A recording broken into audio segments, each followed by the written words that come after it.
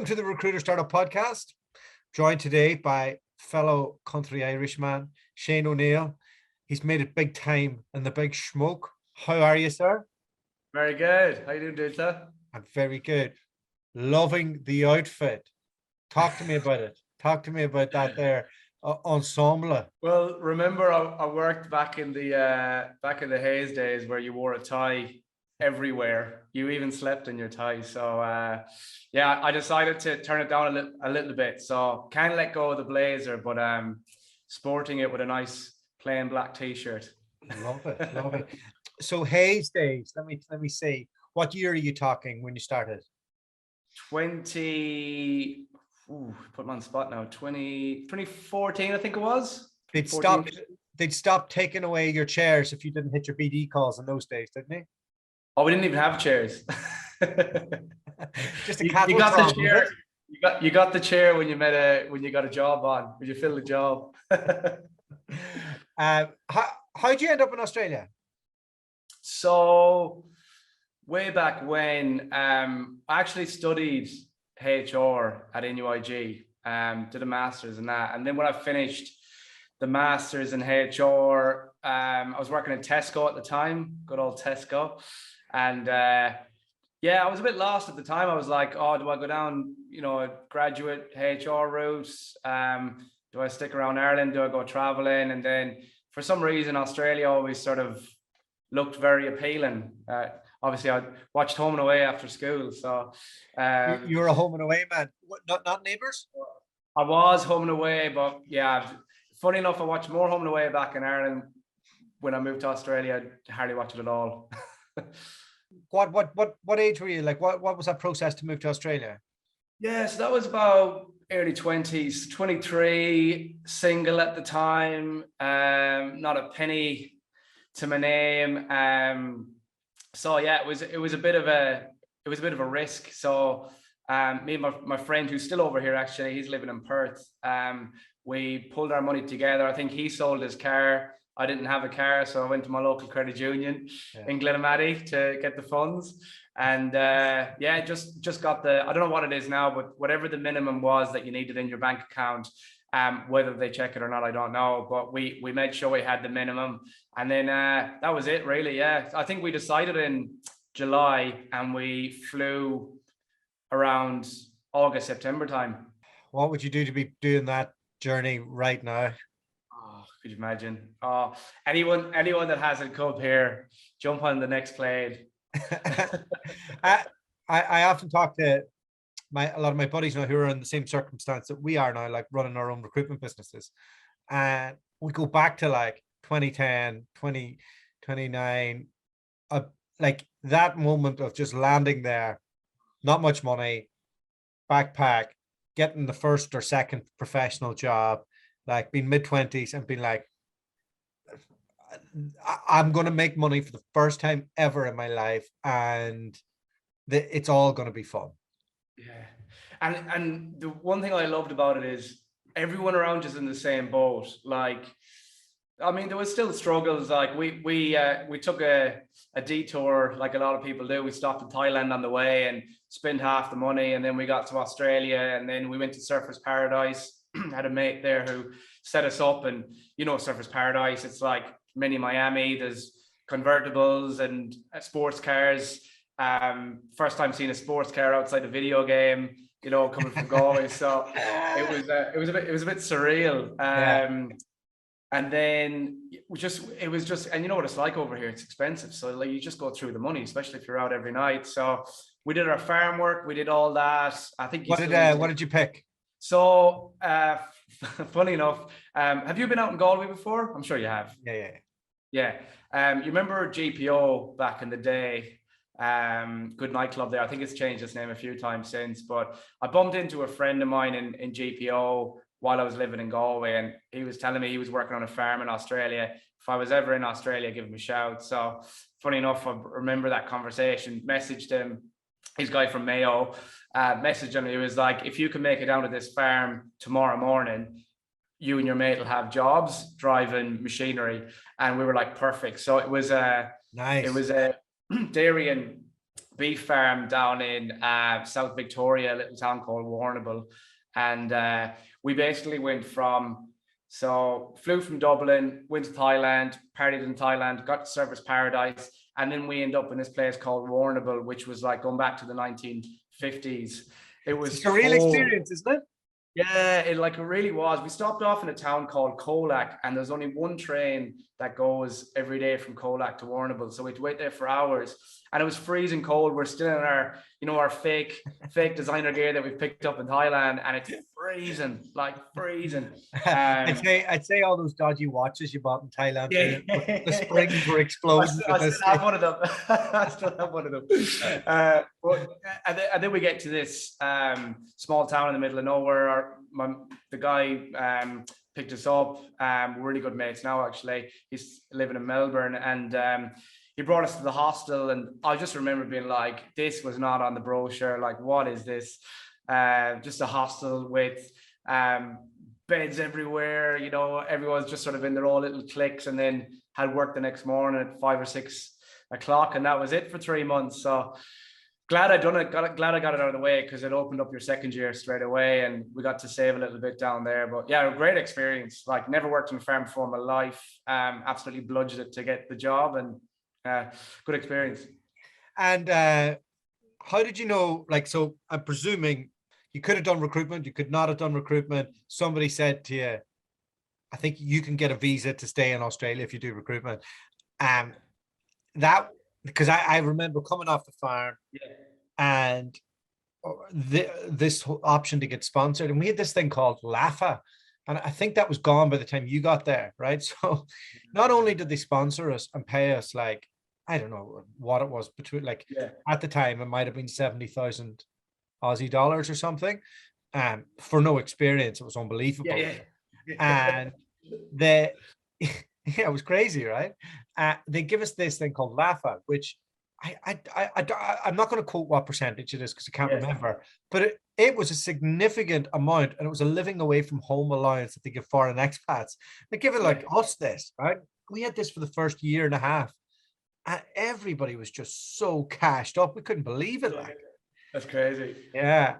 You do need some characters though, like when we got to the hostel, there was actually an Irish guy there in the hostel, and he was on his laptop, and when he heard we were working on the same farm, he turned around his laptop and he's showing us all the tractors that he was using on the farm. And we were like, not only do we not know how to drive a tractor, but we politely, we don't care, we don't give a shit about tractors. But he had come over just to do that, because the money was so good. And obviously having experience, like he was contracting in Australia, and then he was going over to New Zealand, and we kind of felt bad in a way, because we weren't getting paid too dissimilar, but he was so passionate about it and came all the way over here for it. And we were like, I cannot wait to get off this farm. Was Hayes the first job that you got into? Recruitment wise, yes. So I've done an assessment day at Hayes, right? Yeah. Like, I can only compare it to Scientology. Like, so to set the scene, right? You get bundled in with all these other backpackers and randomers. And it's a strange kind of setup. And they do this, like, a lot of round table stuff, but it's everything short of chanting. Like, part of the interview process was 17 people in a row answering why Hayes is the greatest company in the world and why they wanted the job there. And I couldn't believe it. Like, I was like looking around the room. This is indoctrination. Like the stonecutters in the Simpsons. Yeah. I tell you, I had the t-shirt on by the time I was leaving. Oh, funny. It's hilarious. Yeah, look, my experience wasn't too bad. Funny enough, actually, now that you got me thinking about it, the first time I interviewed with them, I didn't get the job. And I was told I wasn't the Hayes culture fit at the time. Too much independent thought. Probably, yeah. I was probably too good, but that was what my mum. She was like, "You're too good for them. If you don't get the job, you're too good for them." My mum wouldn't say that, eh? I ended up at another sort of boutique then after that, because I mean, recruitment back in those days, there was a few jobs around, but it's not like the market now. As you know, it was probably a lot more. It was a lot tougher to get jobs on and stuff back then. And then went to a boutique, stayed there for about a year and a half, and then a rec to rec. Don't you love rec to recs? Tap me on the shoulder just on the right day, and basically said, "Look, you've got the right experience now for a couple of jobs I have." One of the jobs. Do you want to join the greatest recruitment company in the world? Yeah. Great culture. Go for beers on Friday. All the above. But I said, look, I'm not really looking, but I've got a year and a half experience. What I'd love actually now is to maybe look at a bigger agency who can actually train me where there's a bit of a career plan and stuff like that. So of course, all the big ones, you're a Deco and Randstad and all them, interview with a lot of them. And then Hayes was part of that mix as well. And I was like, oh, I don't know about Hayes because I've already interviewed with them, over a year ago, and they said no. And she's like, it's different now. You've got experience. So I ended up going back for an interview, and that was specifically for HR recruitment. And then the rest is history. I was there for about 4.5, 5 years. On a scale of 1 to 10, how wild is the Hayes sales party? Very wild, very wild.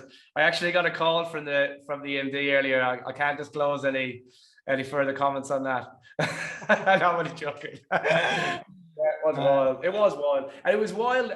Like, I know it's probably wild everywhere in the world, but it was wild in Australia because in Sydney, Melbourne, Perth, even, we were all backpackers. We were all Irish, English, Scottish, Welsh, whatever, and we were here as expats and we wanted to party. So start paying us well. We're all earning commission and ship us out to wherever in the hundreds, for the weekend. I was also thinking about this. You see, when I recruit people here in the UK, they're not so interested in the social scene because they have their own friends at home. But when you're out there by yourself in Australia and you're with 80% of the office, who's, I'd say 90% who's not management, and they're all backpackers and they don't have their mates at home, you end up hanging out with these people at the weekend, and you got this bond with them that maybe you otherwise probably wouldn't have, or you definitely wouldn't spend this much concentrated time. And it makes for like making really, really good mates. Yeah, well, a lot of my good mates now here in Sydney that stayed in Australia, from the Hayes days, there was a point where we were all working together. I was actually living with 2 of them, so we were all living together. We went out at the weekends together, so you're spending basically 24/7 with a lot of these people. Yeah. When you look at life back home, I wouldn't have dreamed of living and working with people living and, with people that I work with. Like, wouldn't have dreamed. Very separate. Whereas whether it's a Sydney thing or Australia thing or a Hayes thing, but I don't know. I think it's an Australia thing, and it's been that far away from everything. Yeah. I think also, like, when you're starting off in your career, you do develop faster because of that, because the shared interest is that you're in recruitment. So you wouldn't dare talk about that with your friends, but all of a sudden that comes into drinking conversations all the time. So you're in this immersive bubble for 3-4 years, whatever it is. You come out the other side like you're completely bought in, and that was kind of the case with lots of the guys. So you went to boutique. Sorry, go ahead. You went to a boutique beyond Hayes, and I caught you. What stage did I catch you? I'm trying to think. Yeah, well, we actually spoke a few times. I think I dropped you a note. Maybe I was at Hayes at the time when I dropped you a note, and then probably a few months after. You probably wasted my time. Yeah. Oh, clear. Yeah, obviously. Yeah. How long have you been waiting to get me on the podcast to say that? Oh God! I tell you, I had a mutual acquaintance of ours who I placed. Tried to renegotiate rates with me last minute at the place I placed them. I love it. I tell you, recruiters have some nag on them. Yeah. That's why you look after the good ones, right? Yeah. That's right. Yeah, but I was just going to say as well, I think you were just touching on it with went to a boutique after Hayes, but that was probably one of the hardest things. It was actually even harder to do that than start the business that I'm running now, because all my mates were at Hayes. So and I was doing pretty well, and I was on a contracting desk. So you've got that recurring revenue coming in, you've got that recurring commission coming in, you're working with all your mates. So it was always banter, you know, the days went really quickly. And then to leave all that to take a risk on another organization that, you know, you'd never heard of. But I knew that experience would benefit me in the long run, and it did, because I probably wouldn't, or maybe I would have, but I don't think I would have backed myself as much leaving Hayes. I think whenever we were talking, I was telling you, look, the jump to going out on your own now from what you jumped to Hayes to this, it's not as big a jump like that. Yeah, leaving the big house, like leaving Scientology and going out there, like it's so different. Like I remember when I left Walters and I went into David Applin Group in Canada, and the lights were switched off in the office at 6 p.m. and I was in there by myself, and I was like, I've just come from the best machine in the world. I was bleeding Robert Walters at this stage, you know, and I'm in this scattered independent recruitment shop, and I was like, oh, no, I don't know, this is too big a jump. Oh no. Yeah, it's a bit weird, but like just as you said about the lights, I remember starting with my previous place and got a laptop, and I was like, wow, this is cool, so I can take this home. And I can, you know, work from home, you know, maybe 1 hour a week. Like, yeah, you can work wherever you want, whenever you want. It's like, wow, you could work all the time. yeah, basically. Yeah. No, it's a big jump. I remember, so Shane came on our mastermind group, and he he said, I'm not going to set up for another 6, 7, maybe even 9 months. I said, sure, yeah, great. So start this anyway. And he starts. I'm like, look, you're going to change your mind 2 weeks time. Yeah. But like, I'll let you come to this over the next period of time. Just you'll want to accelerate now that the penny's dropping. It's there's no turning back. You're right. Like, you nailed it. I remember, I think you were about 2 modules in when we spoke last. And then I was like, look, I'm sort of exploring setting up and blah, blah, blah. And you were like, just do the course now. And I was like, oh, when's the next one? And you're like, it's not about the next one, do it now. And then, I remember you saying that, being like, oh, once you're on this course, once you're on the mastermind with people who are currently doing it or doing it for a while, you'll make the plunge. And yeah, it wasn't long before I handed in my resignation. Yeah, and you had some strong people, especially Rob, on your course, and you could see that he'd already been at the stage where, you know, a good independent recruiter, he was making the transition to the next stage. Yeah. So, and then you had other people who were 3 months in, and then others who were like reshaping it, and you can see like people are pretty open, like, hey, I made this mistake, or I didn't hire quick enough, or I'm wasting all my time on this. You're lucky you got into a very good group, I think. Yeah, I'd agree with that. And I what I did is I just sponged, like, if anyone is sort of on the fence of doing their own business, like, I would say jump on the mastermind, because not that I was on the fence, I knew I was going to do it, but it kind of gave me that push. And then when you're hearing from people who are doing it and they're doing it successfully, and then they're reflecting back on my first month, I wish I did this. And I'm just scribbling all this down, being like, well, I'm going to sponge all this.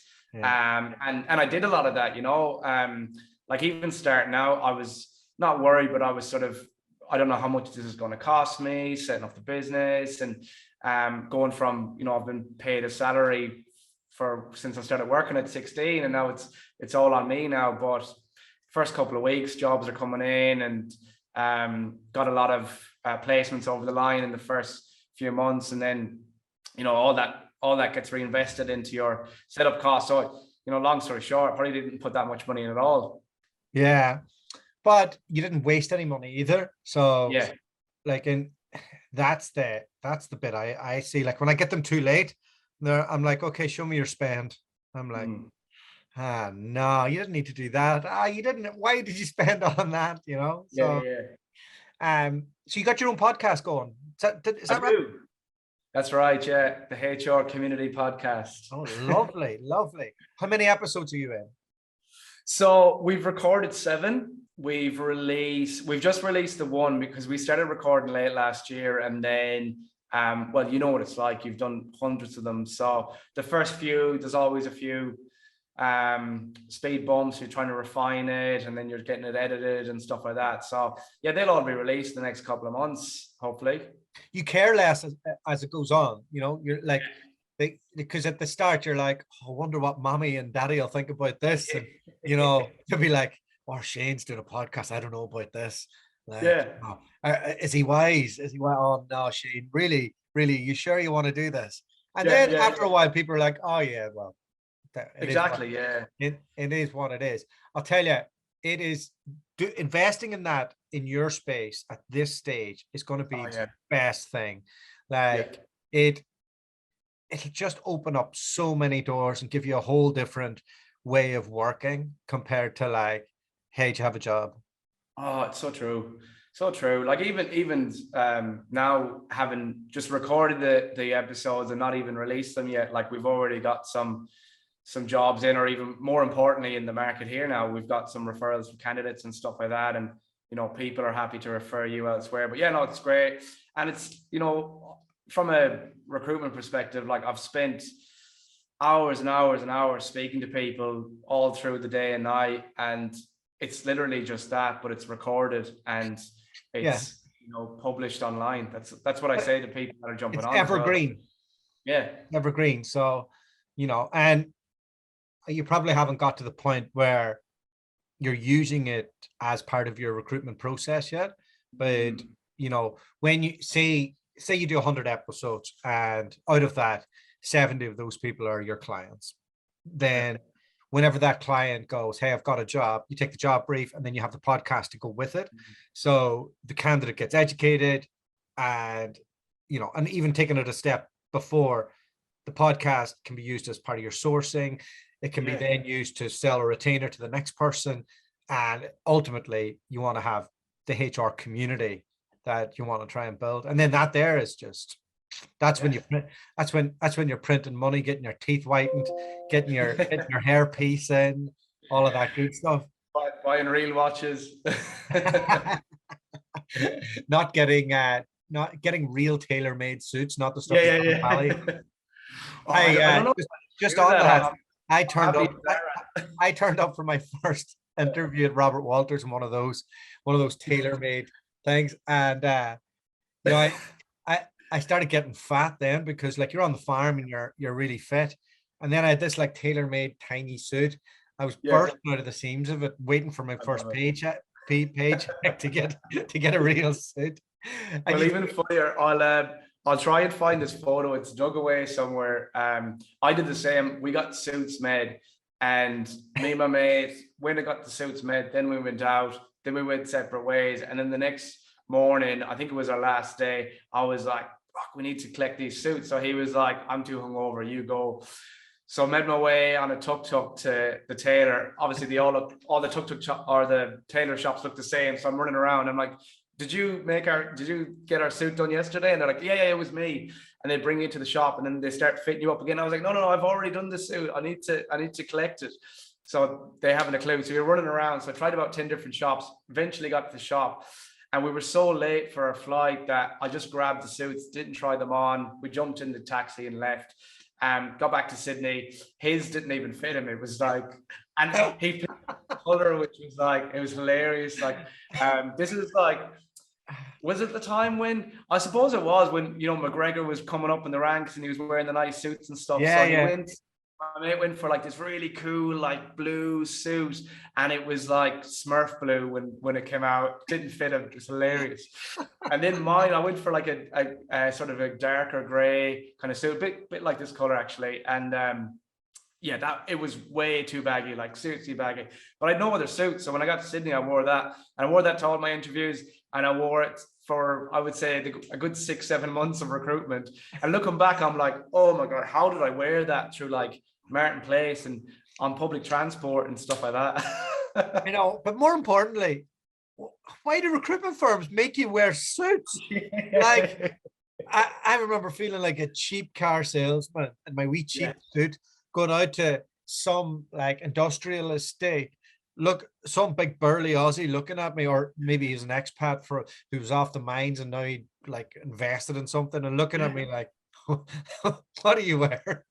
Seriously, yeah. And you know what it's like Perth is obviously a little bit hotter than Sydney. So you're talking, it's like summertime here, you're talking, 30 plus 35 degrees, and you're walking around in a suit and a shirt and a tie and leather shoes, like you're just sweating balls. It's like, why? Tell me, did you hire any virtual assistants yet? Yeah. So I've already hired 3. You have 3? Yeah. So I'm a team of 4 now. So things are moving pretty quickly with that. Hey, best thing you'll ever do. Unreal. So I've got 2. I hired 1. She was great. She started helping me with a bit of sourcing because she actually did a little bit of recruitment before with an agency in the US. So it's perfect. And then there was so much work to do. I could tell she was drowning. And then one day I was like, we need to hire somebody else. And she was like, yeah, I agree. And I was like, do you know anyone? And she was like, oh, I might actually have a friend. Brilliant. She referred a friend. Sometimes a friend comes through and you're like, they're not going to be suitable, but I'll give them a call anyway. This person came through and it was like her clone. She had all similar experience, great on the phone, like presented great, gave them some testing to do. She came back and she nailed it. So hired her as well. So the 2 of them are doing my sourcing, and then I hired someone to do a lot of the marketing stuff for me as well. But I even started advertising for consultants here in Sydney already. Just too hard to find them. Yeah, brilliant. But like that'll all come. At least you've got like the engine room is there now. That's great to hear. Are they from the Philippines? Yeah. So we've 4 in the Philippines now, and then for the more consultant types, we go for Serbia. Okay. I think I'd love to expand a bit more in Serbia. Every time I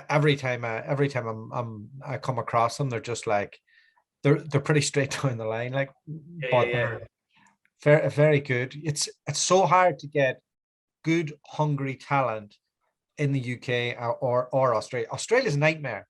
I often wonder why it's such a nightmare, and I think it's mainly to do with there's so many opportunities for Australian born people. So if you're in a working class neighborhood in the UK, it's tough to work your way out of that. If you're from a working class neighborhood in Australia, I think it's relatively easy, like the salaries, if you want to work, are so high.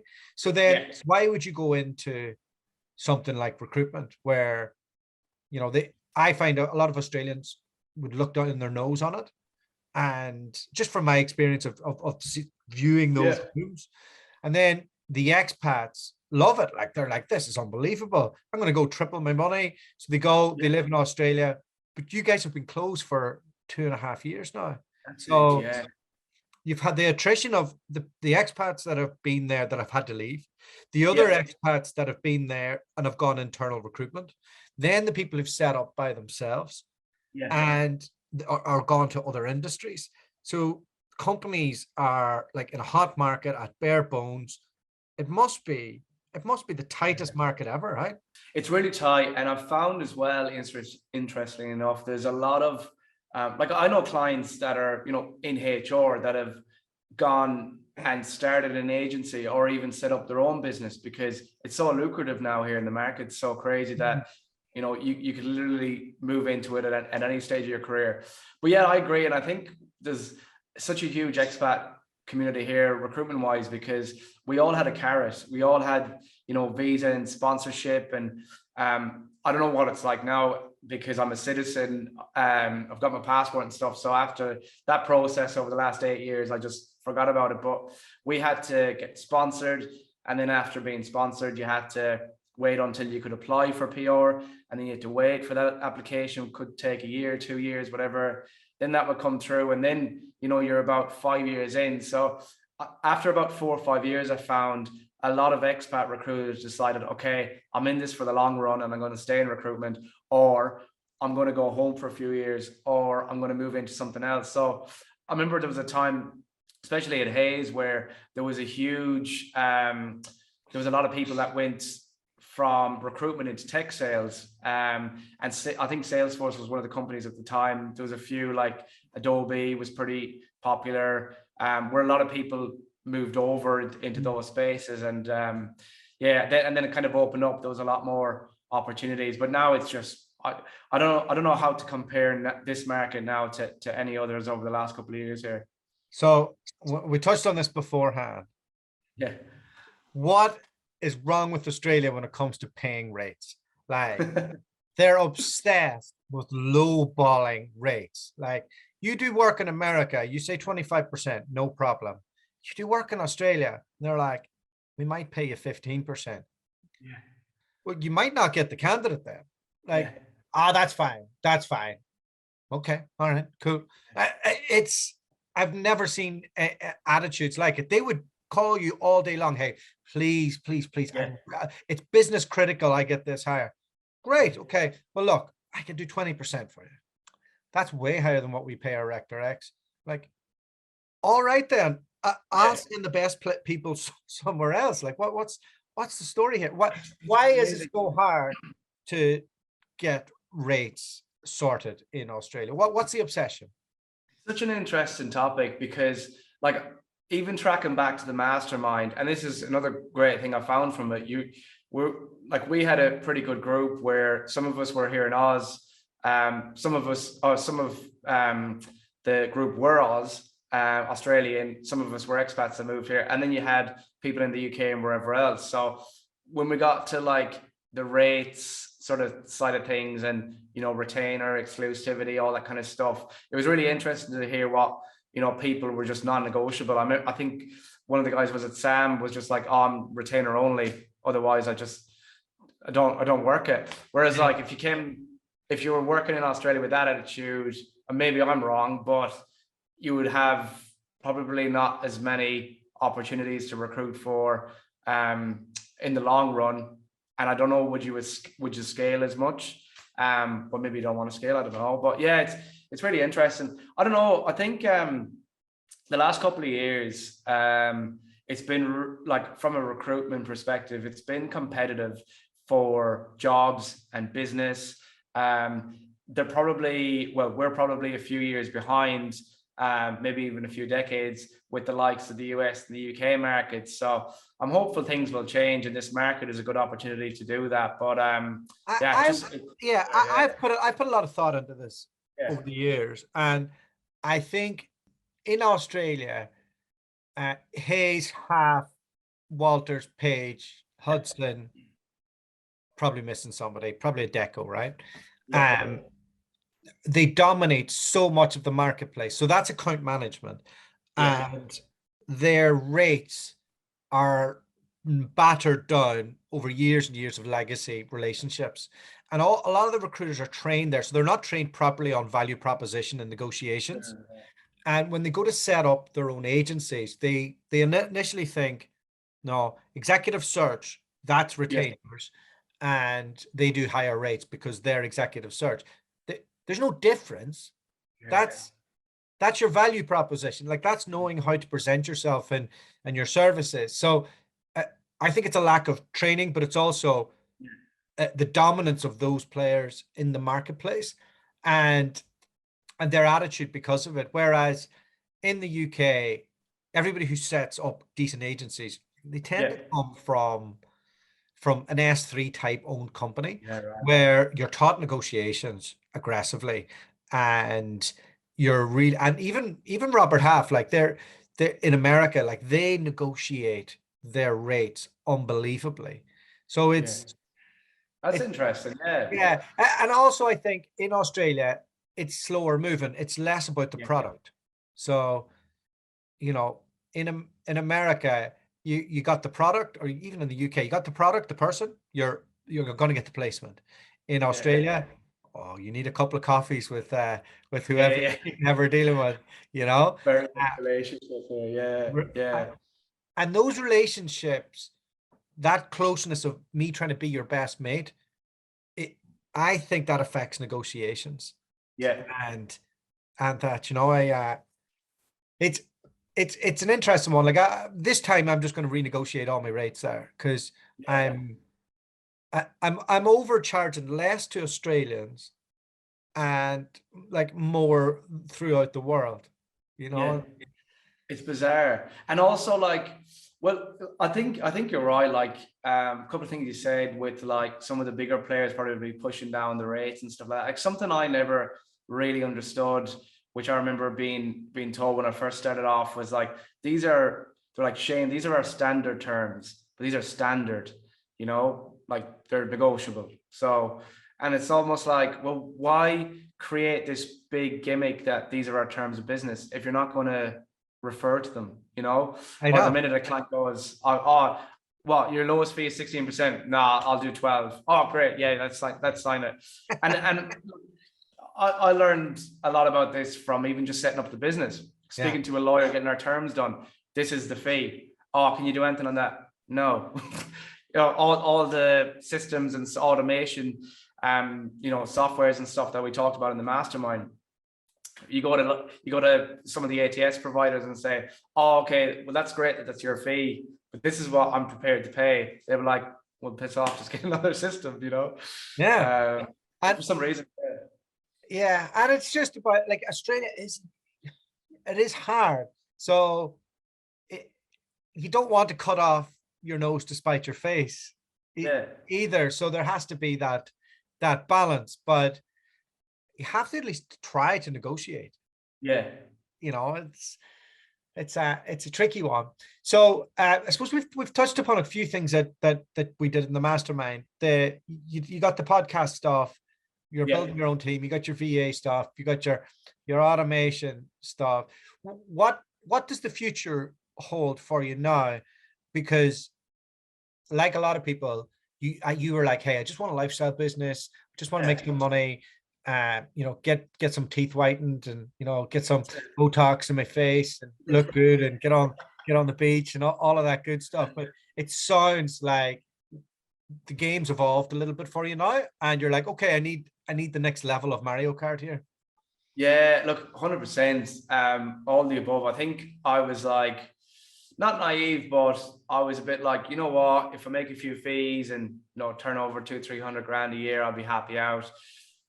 Now, a few months in, I'm like, hold on a minute, I could probably do 3 or 4 times that if I actually put my head down and set up, you know, good processes and support around me. And also I feel like I'm at a stage in my life now where don't have any kids, you know, don't have any major overheads.